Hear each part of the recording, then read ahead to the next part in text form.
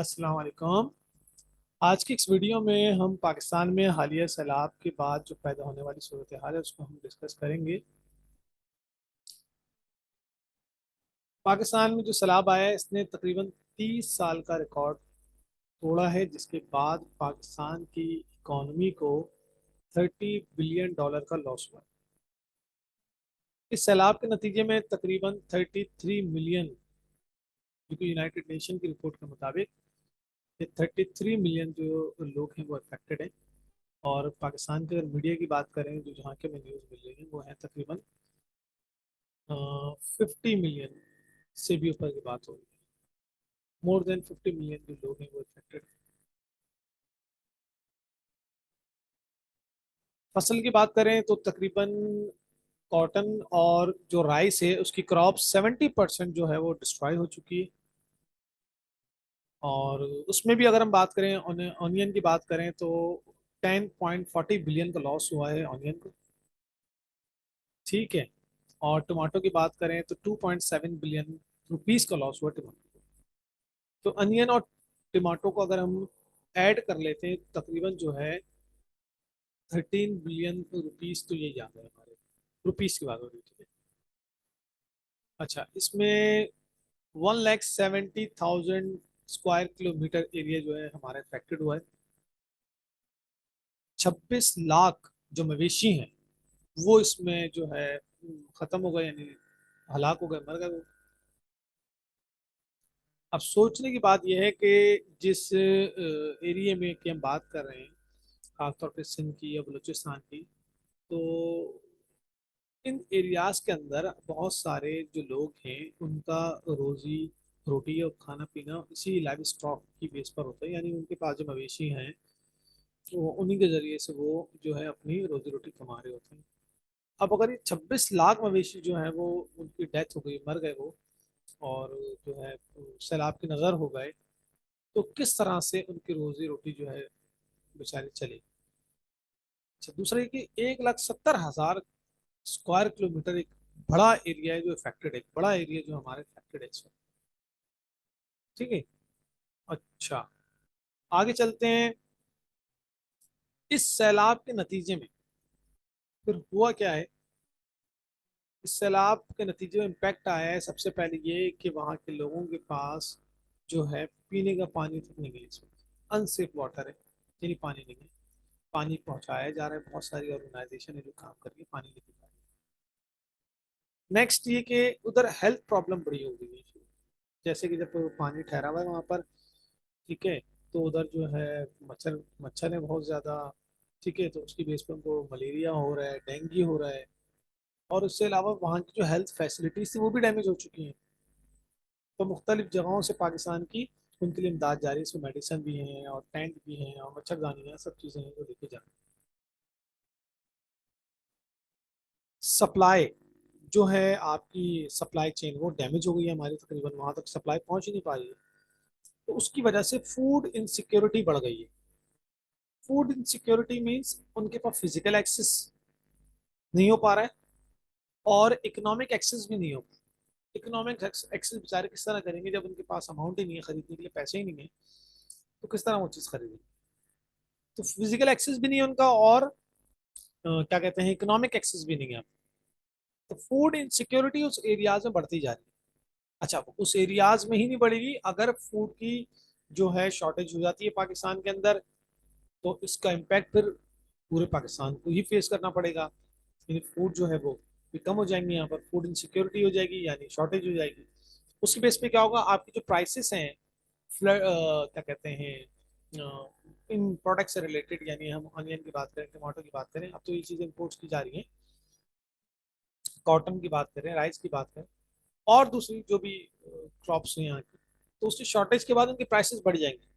जब आपकी सप्लाई कम हो जाएगी तो उसकी प्राइसेस अल्टीमेटली बढ़ जाएंगी। तो कहा जा रहा है कि अगर आपने फ्लोर यानी आटे को आपने इंपोर्ट नहीं किया, वीट इंपोर्ट नहीं की, तो उसकी प्राइसेस अभी तकरीबन 110 112 रुपए तक चल रही है यहाँ पर।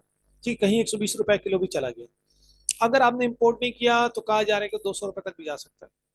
तो उसको इंपोर्ट करके सब्सिडी दी जाए ताकि आवाम को सस्ते उसमें कम से कम रेट में जो है कम से कम रोटी मिल जाए, वो आटा मिल जाए। ठीक है। तो एक एक तो पानी का मसला है, फिर हेल्थ प्रॉब्लम आ गई है वहां पर, सप्लाई चेन जो डिस्टर्ब हो गई है हमारी, फिर माइग्रेशन हो रही है। ठीक है, माइग्रेशन अब वो वहां से मूव करेंगे तो फिर उनका पूरा जो सिस्टम है, उनका रहना खाना पीना, उसमें थोड़ी सी मिसमैनेजमेंट देखने में आ रही है। उधर रहना मुश्किल है, जिस जगह वो रह रहे बेचारे किस तरह रह रहे होंगे, वो आसान नहीं है वहां रहना। उधर बीमारियां फूट रही हैं वहां पर। ठीक है, कहते हैं कि 10 लाख जो है वो डिजीज, लोग जो है वो फेस करें डिजीज, यानी बीमार हो गए 10 लाख। 10 लाख या उससे ज्यादा लोग बीमार हैं इस वक्त, मुख्तलिफ बीमारियों में मुब्तला हैं। जैसे मैंने आपसे नाम लिया, मलेरिया है, डेंगू है, फीवर है। ठीक है, इस तरह की बीमारियों में अच्छा, 11 लाख बच्चे ऐसे हैं जिनके पास पीने के लिए जो खुश्क दूध होता है वो नहीं है। तो इस तरह बच्चे पीते हैं नॉर्मल दूध, दूध पीते हैं, ड्राई मिल्क होता है, दूध नहीं है पीने के लिए बेचारे। तो एक प्रॉब्लम हुई कि बेचारे किस तरह गुजर बसर करें। इसके अलावा 1300 से ज्यादा जो केसेस आए, जो डेथ हुई है, 1300 से ज्यादा जो अफराद हैं वो सैलाब की नजर डेथ हो गई। सिर्फ बलूचिस्तान की बात कर लें हम, तो बलूचिस्तान में 34 डिस्ट्रिक्ट में से 32 डिस्ट्रिक्ट जो है वो सैलाब की नजर हो गई, यानी 34 में से 32 सैलाब की नजर हो चुकी है। सिर्फ बलूचिस्तान की बात करें तो 30 बिलियन रुपीस का लॉस हुआ है, 30 बिलियन रुपए का लॉस हुआ। एज अ होल पाकिस्तान की बात करें तो 30 बिलियन डॉलर का लॉस हुआ। अच्छा, बलूचिस्तान में तकरीबन 10,000 जो फैमिली से डिस्टर्ब हुई है, वो इफेक्टेड है, तो उधर भी बड़ी प्रॉब्लम आई। ठीक है, तो सैलाब ने पूरे पाकिस्तान की इकोनॉमी को बहुत ज्यादा डिस्टर्ब किया। आपकी तकरीबन 70-75% जॉब्स खत्म हो चुकी है इस वक्त। तो ये प्रॉब्लम जो फेस की जा रही है। अच्छा, फंड की बात करें, फंड कितना आया भाई? तो यूनाइटेड नेशन ने 10 मिलियन रुपीस का फंड अनाउंस किया कि हम 10 मिलियन रुपीस आपको देते हैं, sorry 10 million dollars, 10 million dollar. ठीक है। अच्छा, लॉस आपको हुआ 30 बिलियन डॉलर्स का। और हमारे पास टोटल जो इमदाद आई है, अगर आगे पीछे से मिला के और जिसने बोला है वो भी अगर दे दें सब और ऐड कर ले जाए, तो भी वो 1.5 बिलियन डॉलर से ज्यादा नहीं बनेगी। यानी आपको टोटल जो लॉस हुआ है उसका 5% लोन मिलेगा, यानी सॉरी इमदाद मिल जाएगी आपको, एड आ जाएगी आपके पास। लॉस का कितना? 5%। तो अब किस तरह कवर किया जाएगा ये? वैसी सिंध की हालत आपको पता है क्या थी, वहां की पोजीशन क्या थी सिंध की। उनके पास पहले से बेचारों के पास साफ पानी पीने का नहीं था, रहने के लिए उनके पास जो है वो मकान, बेचारे कच्चे मकानों में रहा करते थे, देहात की अगर हम बात करें अंदर। ठीक है, इंफ्रास्ट्रक्चर उनका क्या था? तो उस अच्छा, तालीमी निजाम उनका, एजुकेशन क्या था? एजुकेशन भी सिस्टम पूरा डिस्टर्ब हुआ है। उस बेसिस पर अगर हम बात करें तो पूरी इकोनॉमी है उसको तकरीबन अच्छा खासा जो है ये प्रॉब्लम जो फेस करनी पड़ेगी फिलहाल।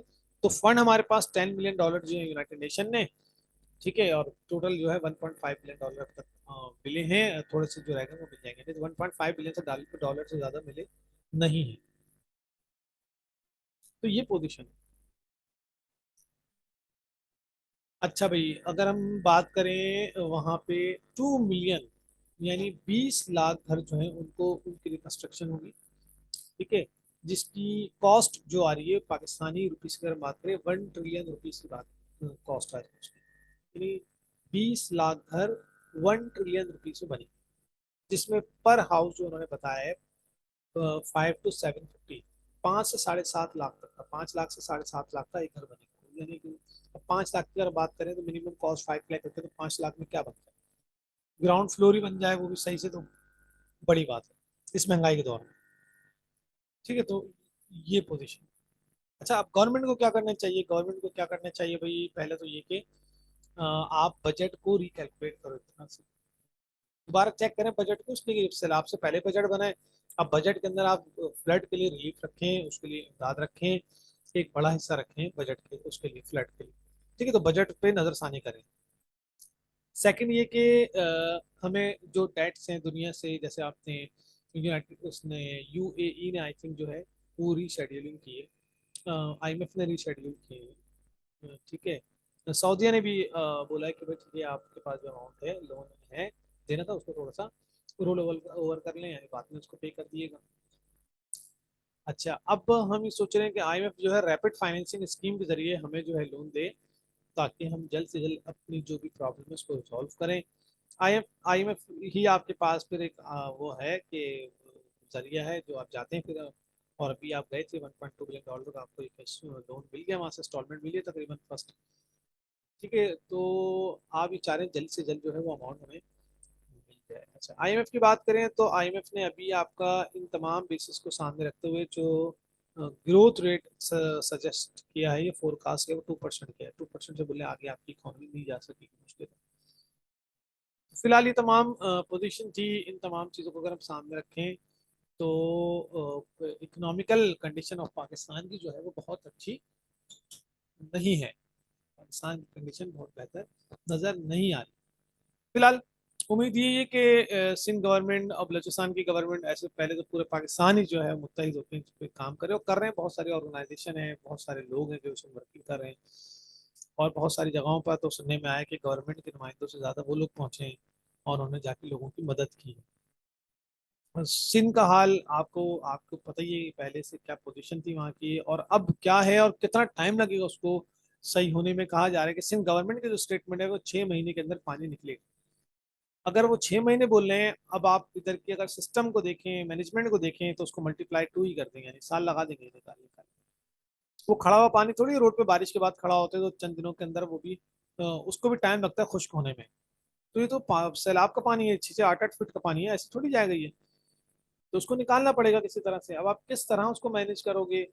आपकी मैनेजमेंट पहले से हमें मालूम है, आप किस तरह मैनेज मैनेज कर रहे हो, किस तरह से चला रहे हो। सुबह कराची की हालत क्या है, कराची की पोजीशन देखिए आप, टूटा फूटा कचरे वाला कराची बना दिया आपने। ठीक है, यानी लोग, दुनिया जो है अपने मुल्क के अंदर तरक्की करती है, कहाँ से कहाँ पहुंच जाते हैं, और हम 70 साल के अंदर खराब से खराब तर पोजीशन होती जा रही है। कराची की बात करें तो कराची की पोजीशन तो उससे भी आप नज़रों के सामने सब चीज़ें बताने वाली चीज़ तो नहीं हर चीज़। तो ये चीज़ें फिलहाल सिंध गवर्नमेंट से कोई इतनी खास उम्मीद कभी रखी तो नहीं है, मगर दुआ यही है कि अल्लाह इनको जो है इतनी तौफीक दे के ये काम करें, लोगों के लिए काम करें, लोगों की फलाह के लिए काम करें। बिला किसी तफरीक के, किसी भी इलाके की तफरीक के बस काम करें। और जब हुकूमत आपके पास है तो उम्मीद भी आपसे लगाई जा सकती है कि भाई आप ही करोगे काम और कौन करेगा। अगर किसी को बजट देने तो भी आप दोगे, अगर किसी के पास वसाइल की कमी है तो भी आप ही दोगे फिर। ठीक है, तो आप ये काम करो, आप इंशाल्लाह ताला देखें बेहतरी आएगी अगर नेक नियति से काम किया जाए तो। और आपकी नेक नियति होगी तो दुनिया जब देखेगी, ओवरसीज पाकिस्तानी देखेंगे तो इमदाद देंगे, वो पैसे देंगे और फंड भेजेंगे ताकि उसको भेज के फिर आप काम करवाएं पाकिस्तान के अंदर, खासतौर पर जो इफेक्टेड एरियाज हैं। ठीक है, एक मुश्किल घड़ी है, खास तौर पे बेचारे उन लोगों की जो इसको फेस कर रहे हैं। बहुत हम तो शायद उस चीज़ को इतना रियलाइज नहीं कर सकते, मगर हम सब साथ खड़े हैं दुख में, सुख में उनके साथ हैं।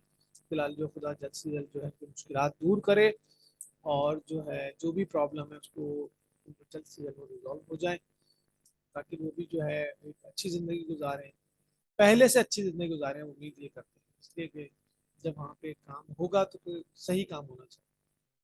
ठीक है, इसके अलावा जो है उनकी फसलें जो ख़त्म हुई हैं, फसलें जो बर्बाद हो गई हैं, मवेशी बर्बाद हो गए हैं। पहले से प्रॉब्लम फेस कर रहे थे कि उनके पास एक ज़मीन थी या मवेशी, तो बेचारे किस तरह ज़िंदगी गुजार रहे थे वो। और अब वो ज़मीन भी पानी की नज़र हो गई है, मवेशी मर गए हैं, सरमाया ख़त्म हो गया है, घर बार बर्बाद हो गया है। तो उसके बाद तो उनको ज़्यादा मुंतजर हैं इमदाद के कि उनकी ज़्यादा से ज़्यादा मदद की जाए ताकि वो दोबारा अपने पाँव पे खड़े हो सके। दूसरा ये कि अगर आपने उनकी मदद नहीं की तो क्या होगा, आपको फूड इनसिक्योरिटी जो है वो आपकी बढ़ जाएगी, फिर आपके पास भी रोटी आने में टाइम लगेगा, फिर आप भी जो है जो वेजिटेबल है वो आप तक नहीं पहुंच पाएगी, आपका फिजिकल एक्सेस भी नहीं हो पाएगा। अगर आपके पास इकोनॉमिक एक्सेस भी होगा तो जब आएगी नहीं तो क्या करेंगे फिर आप? तो फिर वो ये इम्पोर्ट्स करेंगे, इम्पोर्ट्स करोगे तो इम्पोर्ट्स के ऊपर इम्पैक्ट आएगा, आपकी इम्पोर्ट्स बढ़ जाएगी। ठीक है, और फिर आपका डेफिसिट बढ़ेगा, करंट अकाउंट डेफिसिट, करंट और फिर ट्रेड डेफिसिट, उसके बाद फिर आपका डॉलर पे इम्पैक्ट आएगा, डॉलर की डिमांड बढ़ेगी, फिर डॉलर अभी 240 के करीब आ गया, देखिए फिर कहाँ जाएगा। तो ये तमाम पोजीशन है। ठीक है वे, खुदा इंशाअल्लाह ताला सब बेहतर करेगा। और उम्मीद है कि खुदा ने मौलाना को हिदायत दे और जो है पाकिस्तान के मुकाबले काम करें। इंशाल्लाह। Thanks for watching. हाफिज।